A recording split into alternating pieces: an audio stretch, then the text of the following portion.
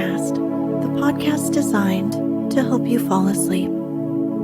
Find us on snoozecast.com, and if you enjoy our show, please share us with a friend. This episode is brought to you by Public Houses. Tonight, we'll read another excerpt from The Wind in the Willows by Kenneth Grahame, published in 1908.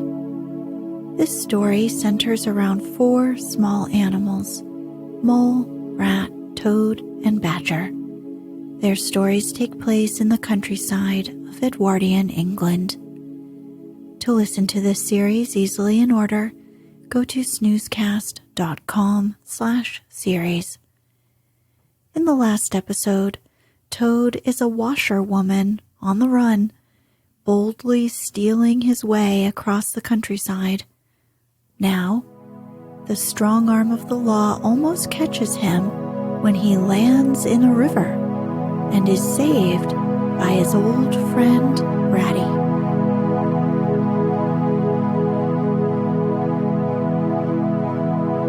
Let's get cozy. Close your eyes.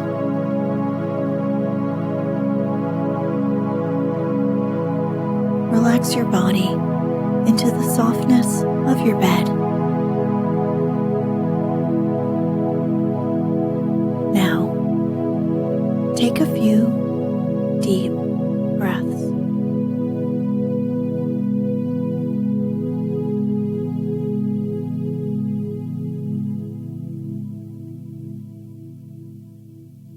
Like summer tempests came his tears. The rat put out a neat little brown paw, gripped Toad firmly by the scruff of the neck, and gave a great hoist and a pull, and the water-logged Toad came up slowly but surely over the edge of the hole, till at last he stood safe and sound in the hall, streaked with mud and weed to be sure, and with the water streaming off him, but happy and high-spirited as of old, now that he found himself once more in the house of a friend, and dodgings and evasions were over, and he could lay aside a disguise that was unworthy of his position, and wanted such a lot of living up to.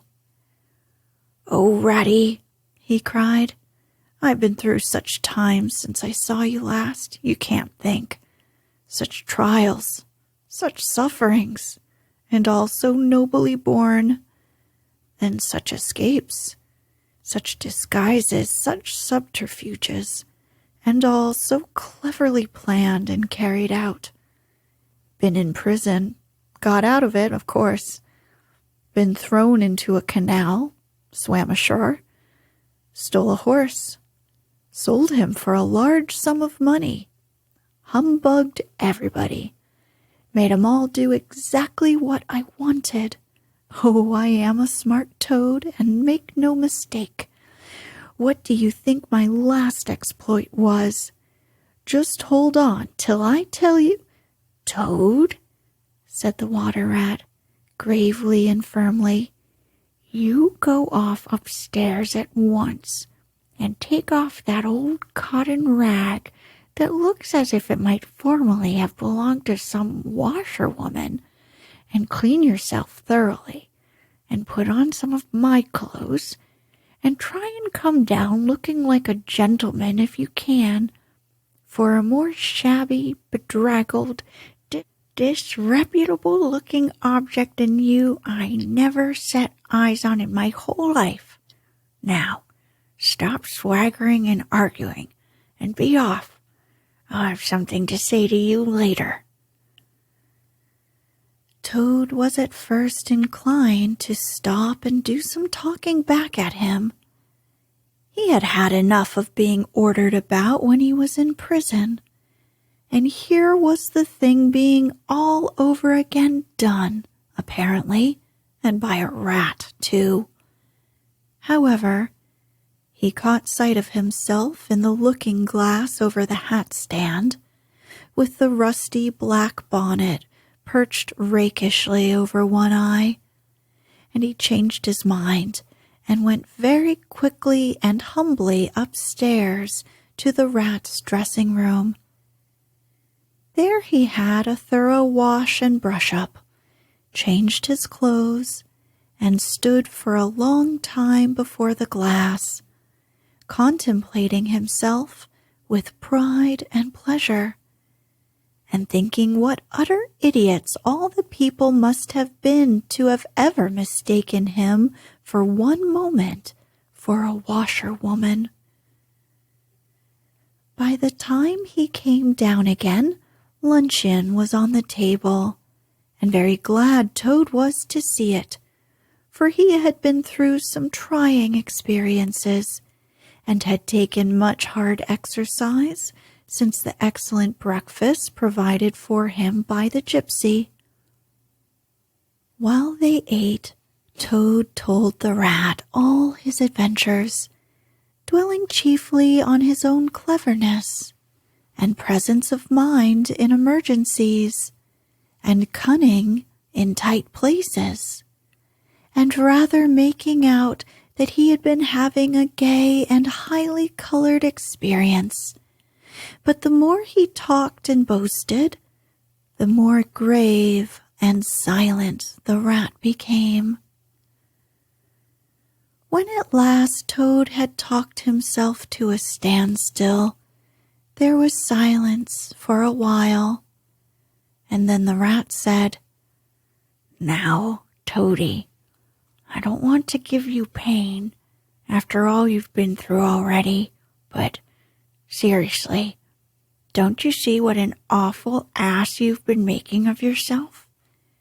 On your own admission, you have been handcuffed, imprisoned, starved, chased, terrified out of your life, insulted, jeered at, and ignominiously flung into the water. By a woman, too. Where's the amusement in that? Where does the fun come in? And all because you must needs go and steal a motor car.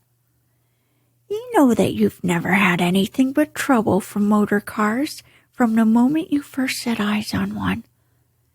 But if you will be mixed up with them, as you generally are, 5 minutes after you've started, why steal them? If you think it's exciting, be a bankrupt for a change. If you've set your mind on it, but why choose to be a convict? When are you going to be sensible and think of your friends and try and be a credit to them? Do you suppose it's any pleasure to me, for instance, to hear animals saying as I go about that I'm the chap that keeps company with jailbirds? Now, it was a very comforting point in Toad's character that he was a thoroughly good-hearted animal and never minded being jawed by those who were his real friends. And even when most set upon a thing, he was always able to see the other side of the question.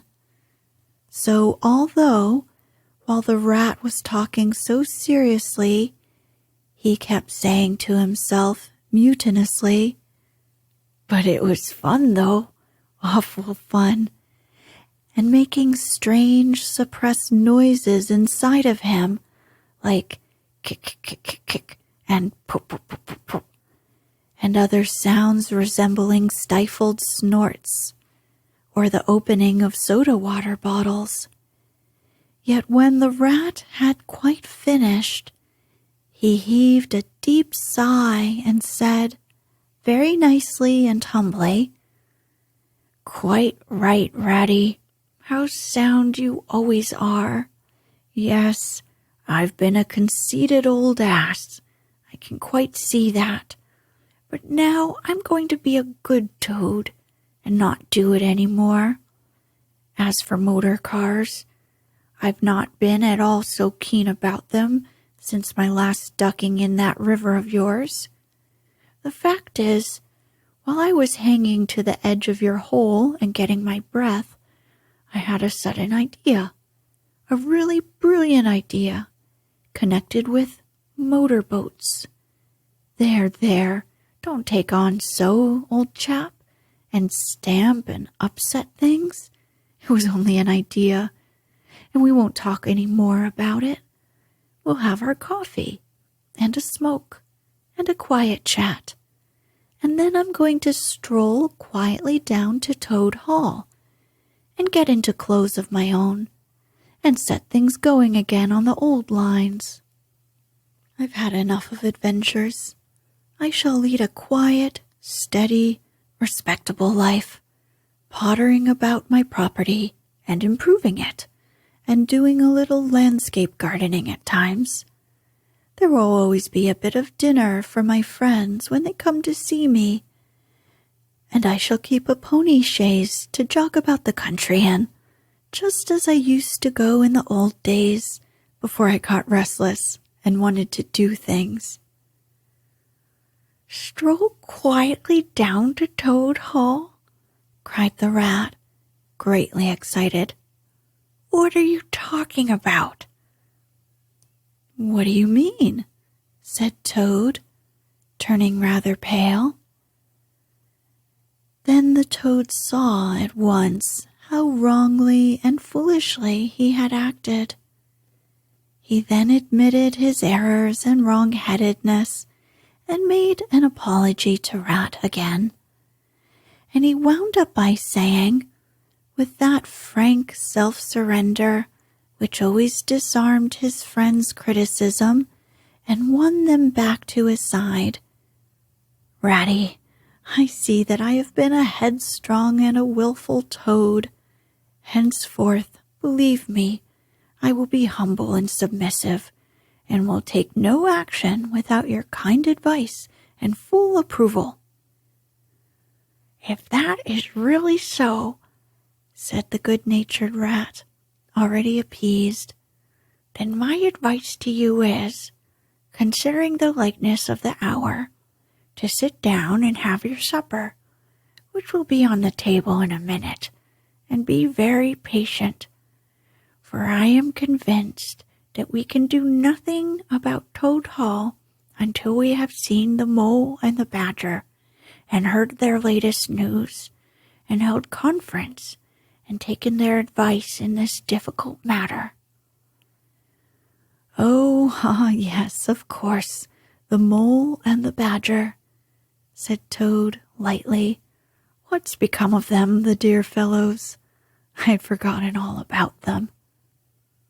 Well, you may ask, said the rat reproachfully, while you were riding about the country in expensive motor cars and galloping proudly on blood horses and breakfasting on the fat of the land, those two poor devoted animals have been camping out in the open in every sort of weather, living very rough by day and lying very hard by night, watching over your house, patrolling your boundaries, scheming and planning and contriving how to get your property back to you. You don't deserve to have such true and loyal friends, Toad. You don't really.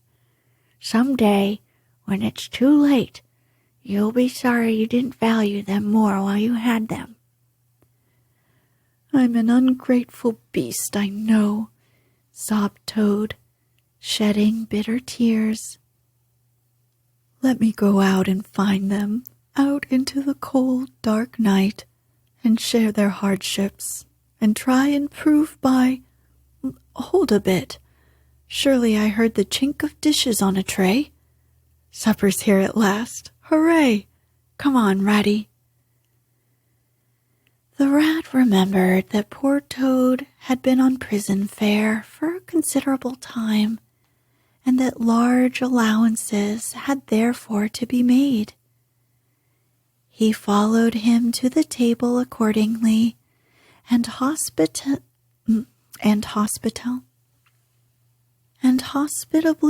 encouraged him in his gallant efforts to make up for past privations. They had just finished their meal and resumed their armchairs when there came a heavy knock at the door. Toad was nervous, But the rat, nodding mysteriously at him, went straight up to the door and opened it, and in walked Mr. Badger. He had all the appearance of one who for some nights had been kept away from home and all its little comforts and conveniences. His shoes were covered with mud, and he was looking very rough and tousled.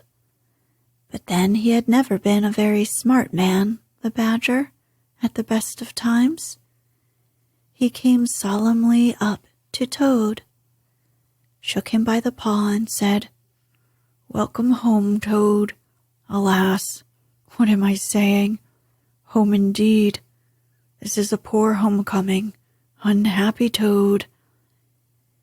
Then he turned his back on him, sat down to the table, drew his chair up, and helped himself to a large slice of cold pie. Toad was quite alarmed at this very serious style of greeting, but the rat whispered to him, "Never mind, don't take any offense, and don't say anything to him just yet. He's always rather low and despondent when he's wanting his victuals. In half an hour's time, he'll be quite a different animal."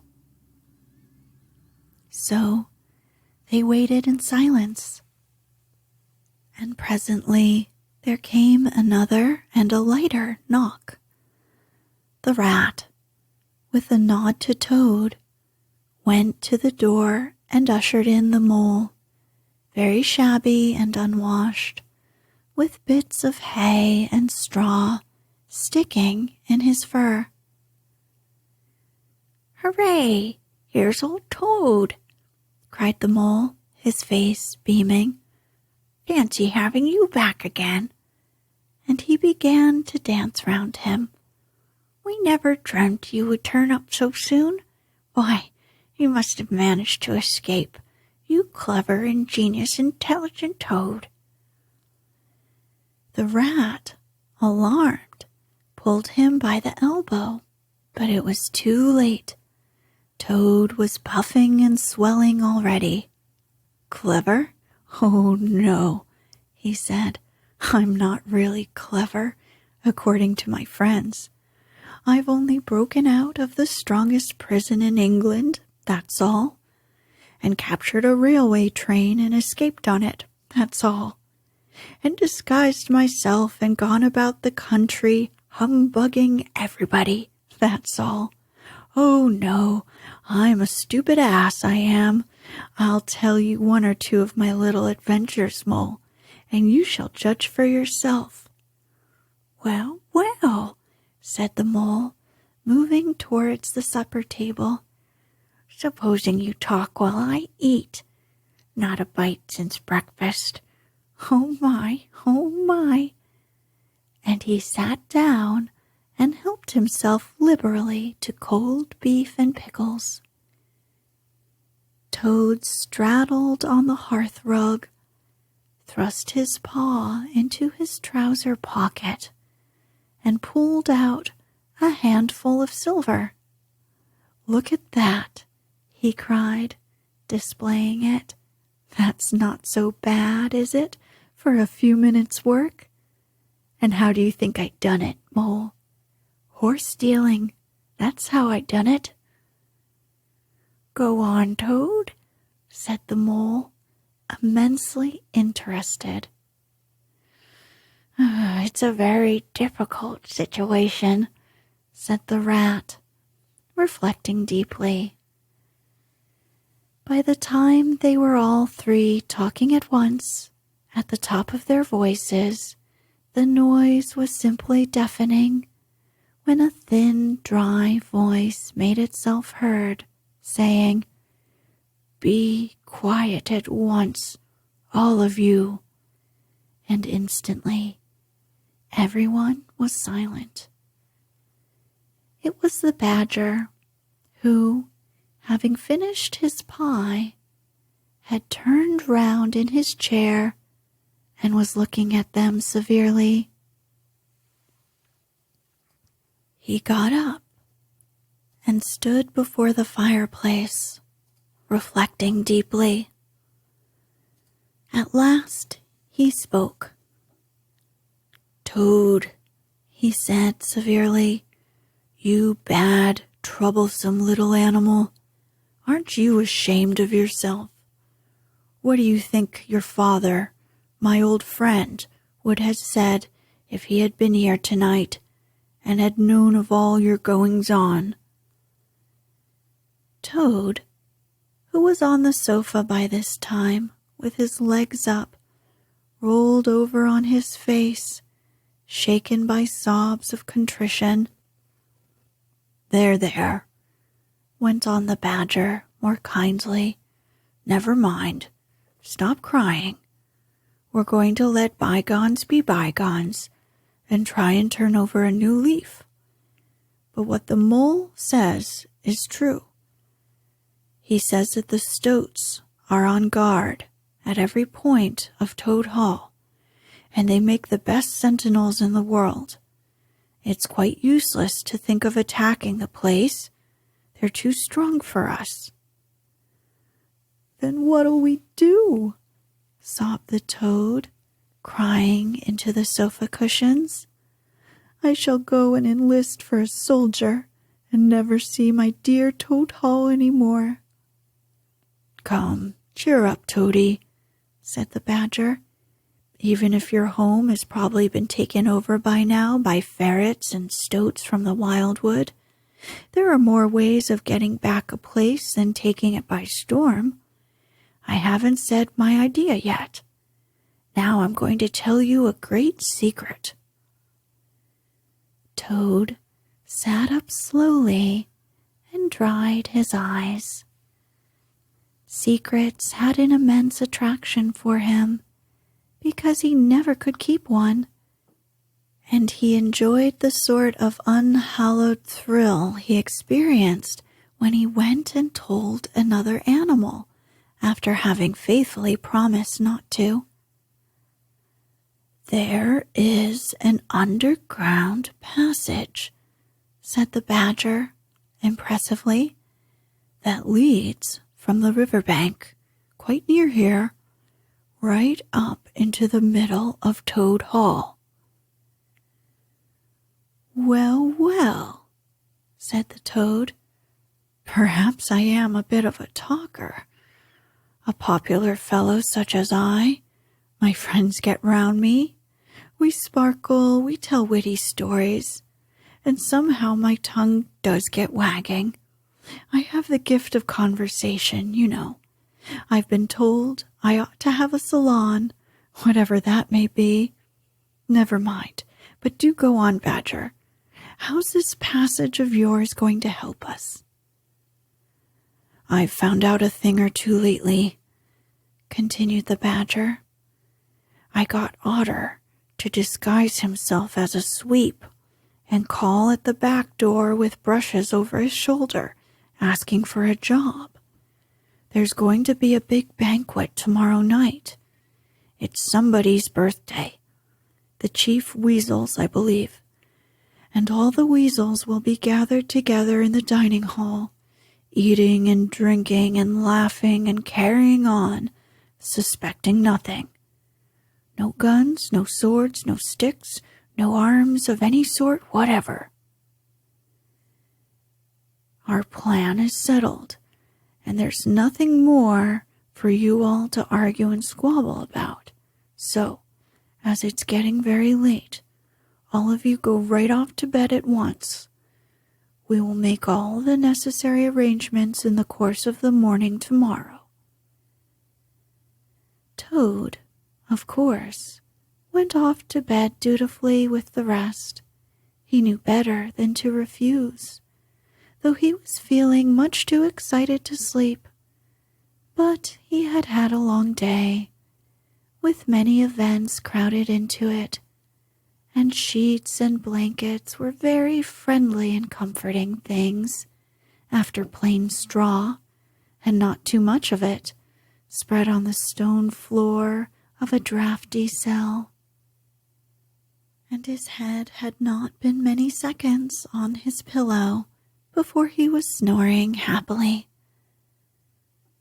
Naturally, he dreamt a good deal about roads that ran away from him just when he wanted them, and canals that chased him and caught him, and a barge that sailed into the banqueting hall with his week's washing, just as he was giving a dinner party, and he was alone in the secret passage, pushing onwards, but it twisted and turned round and shook itself, and sat up on its end. Yet somehow, at the last, he found himself back in Toad Hall, safe and triumphant, with all his friends gathered round about him, earnestly assuring him that he really was a clever toad. He slept till a late hour next morning, and by the time he got down, he found that the other animals had finished their breakfast some time before. The mole had slipped off somewhere by himself, without telling anyone where he was going. The badger sat in the armchair, reading the paper, and not concerning himself in the slightest about what was going to happen that very evening. The rat, on the other hand, was running round the room busily, with his arms full of weapons of every kind, distributing them in 4 little heaps on the floor, and saying excitedly under his breath as he ran, "Here's a sword for the rat, here's a sword for the mole, here's a sword for the toad, here's a sword for the badger," etc., etc., in a regular, rhythmical way, while the 4 little heaps gradually grew and grew. "That's all very well, Rat," said the badger presently, looking at the busy little animal over the edge of his newspaper. "I'm not blaming you. We 4, with our sticks, once we're inside the dining hall, why, we shall clear the floor of all the lot of them in 5 minutes. I'd have done the whole thing by myself, only I didn't want to deprive you fellows of the fun." Presently, the mole came tumbling into the room, evidently very pleased with himself. "I've been having such fun," he began at once. "I've been getting a rise out of the stoats." "I hope you've been very careful, Mole," said the rat, anxiously. "I should hope so, too," said the mole confidently. "I got the idea when I went into the kitchen to see about Toad's breakfast being kept hot for him. I found that old washerwoman dress that he came home in yesterday, hanging on a towel horse before the fire. So I put it on, and the bonnet as well, and the shawl, and off I went to Toad Hall, as bold as you please. The sentries were on the lookout, of course, with their guns and their 'Who comes there?' and all the rest of their nonsense. 'Good morning, gentlemen,' says I, very respectful. 'Want any washing done today?' They looked at me very proud and stiff and haughty, and said, 'Go away, washerwoman, we don't want any washing today.' 'Or any other time?' says I. Ha ha ha! Wasn't I funny, Toad?" "Poor frivolous animal," said Toad very loftily. The fact is, he felt exceedingly jealous of Mole for what he had just done. It was exactly what he would have liked to have done himself, if only he had thought of it first, and hadn't gone and overslept himself. "Some of the stoats turned quite pink," continued the mole, "and the sergeant in charge, he said to me, very short. He said, "Now run away, my good woman, run away.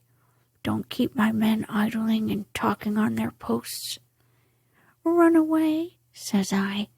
"It won't be me that'll be running away in a very short time from now." "Oh, Molly, how could you?" said the rat, dismayed. The badger laid down his paper. "I could see them pricking up their ears and looking at each other," went on the mole, "and the sergeant said to them, 'Never mind her, she doesn't know what she's talking about.'" "Oh, don't I?" said I. "Well, let me tell you this. My daughter, she washes for Mr. Badger, and that'll show you whether I know what I'm talking about. And you'll know very soon, too. 100 bloodthirsty badgers, armed with rifles, are going to attack Toad Hall this very night by way of the paddock. 6 boatloads of rats, with pistols and cutlasses, will come up the river and effect a landing in the garden, while a picked body of toads, known as the diehards, or the death or glory toads, will storm the orchard and carry everything before them, yelling for vengeance.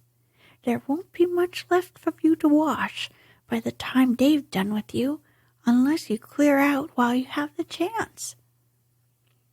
Then I ran away, and when I went out of sight I hid, and presently I came creeping back along the ditch and took a peep at them through the hedge.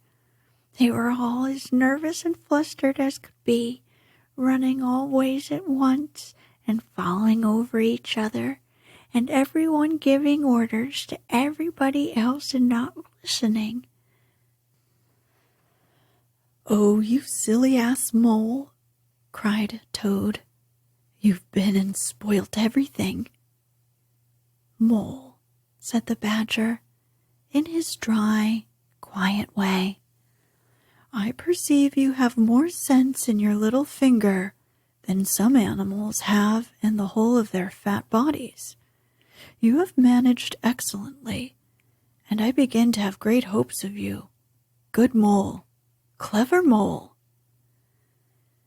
The toad was simply wild with jealousy now, more especially as he couldn't make out for the life of him what the mole had done that was so particularly clever.